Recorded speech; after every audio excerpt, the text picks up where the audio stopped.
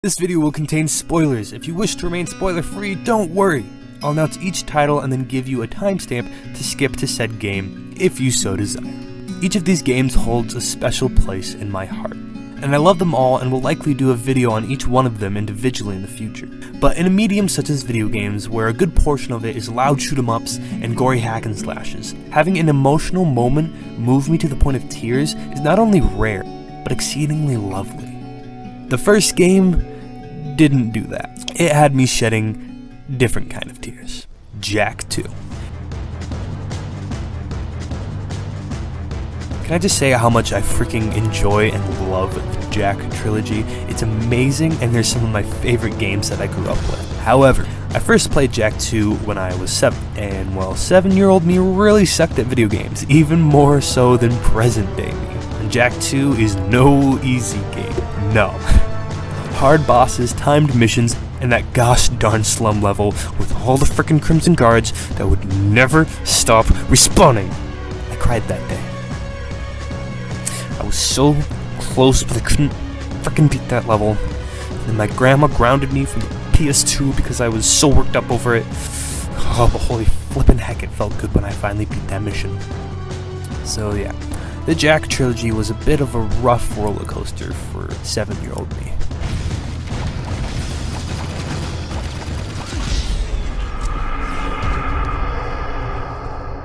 The next games did actually make an emotional connection. So without further ado, let's move on. Borderlands 2. Now let me just say in advance that I don't hate the Borderlands series. Not at all. Great games. However, I do have my problems with the series. Be that as it may, I still love Borderlands 2. And a big reason for that is Angel. When she betrayed me, I was shocked. It was a great moment, and I reasonably resented her for the rest of the time after that. But her redemption was touching. She gave her life to fight her evil father, and that moment was made even more powerful by Handsome Jack's surprisingly human reaction. I shed a tear for her as that cutscene finished. Son.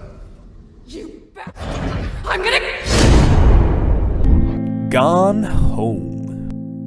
So this was the first walking simulator that I played, and I wasn't disappointed. After this, I fell in love with this genre. The creepy mansion mystery was touching. It was a joy to uncover the story of the family, and kind of unnerving to learn about my sister. She was talking to ghosts and saying that she was leaving. And after I found that secret room with the candles in it and that weird voodoo magic stuff, I was legit worried for her. When I went up to the attic, I thought I was going to find a dead body. Let me just say that I was extremely relieved to find out not only was she not dead, but that she ran away with her friend. And Sam's closing message made me teary-eyed. Young love, stupid as it is, it warmed my heart. Katie, I'm so sorry that I can't be there to see you in person. What Remains of Edith Finch? Oh man, we're bringing out the big guns. This is a whole new category of emotional abuse by game developers. This game is a masterpiece. Few games rank higher than this one in my book. Every single story was touching, though not all made me cry. There were a few points in the game that I did cry. Sam, hunting with his daughter was very sweet. Definitely should not have drunk all that coffee. Hey! That's a keeper. I loved this sequence, and I was shocked and hurt by how it Dad, it's twitching. I think That's it's totally so... normal, Don. Just focus on the camera. Try not to think about... Dad! And Lewis was another good one. I saw it coming. I don't think it was meant to be hidden, but that didn't make it any less sad when it happened. Tears filled my eyes. And the rest I think you know. Mrs. Finch, your son was a kind man who will be missed by all of us who knew him. And of course the ending. Oh, that ending was fantastic. Coming full circle from Edith to her son was...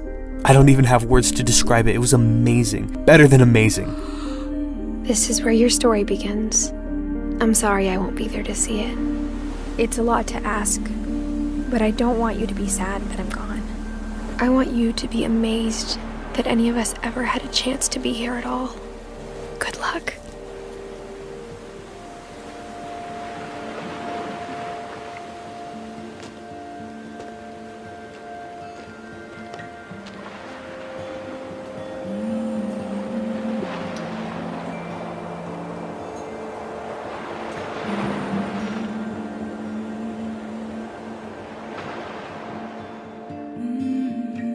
But all those stories pale in comparison to Gregory Finch's tale.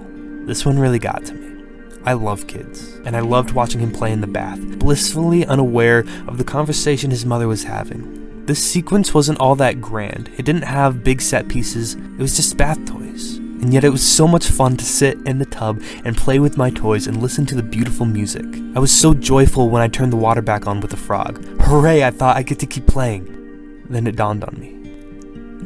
I just drowned Gregory, didn't I? Fully submerged, tears streaming down my face. I accompanied Gregory to his end, and he was happy the whole way. And he'd want you to be happy too. Good luck, Kay. Love, Sam.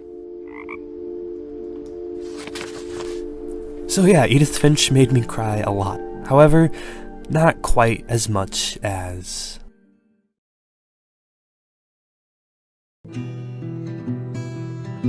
The Walking Dead Season 1 and 2 nearly broke me. I was honestly a bit young to play these games. I played them when I was 15, and I was not ready for them. Not at all. I still tear up just thinking about it. Let's go chronological. The first tears shed were for Duck and his mother. To be completely honest, I wasn't all that sad that Katja had died. The way she did it, though, and how it affected Kenny was what really got to me. And then Kenny shooting his own son. That hurt. It'll be okay. It'll be okay. Next was Ben, the lovable idiot. I really had hope for Ben, even when he didn't have hope for himself. And to see Kenny do what he did, after going through what he had been through, and thinking he was dead, yeah, I cried for a little while. No, Ken. No, it's not! It's just something I gotta do. You know that. But of course, none of that compares to the ending. Do I even need to say anything more? I cried more than PewDiePie. Lee will forever be one of my favorite video game characters. I'm really sad that he had to go. But at the same time, the game would not have been the same without him. I'll miss you. Me too.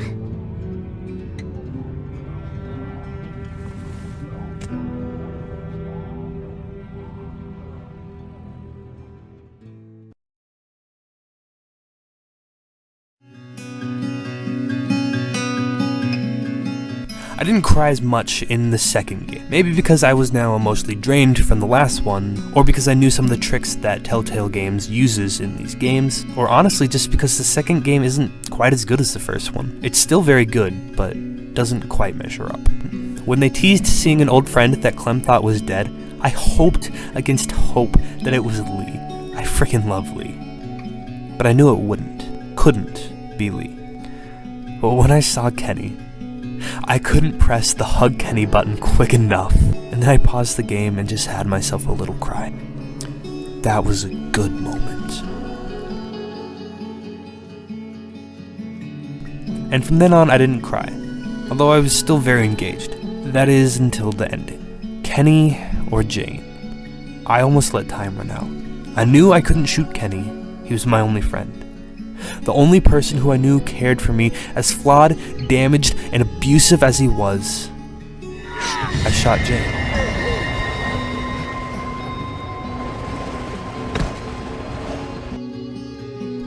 But the waterworks didn't really get going until I had to say goodbye to Kenny.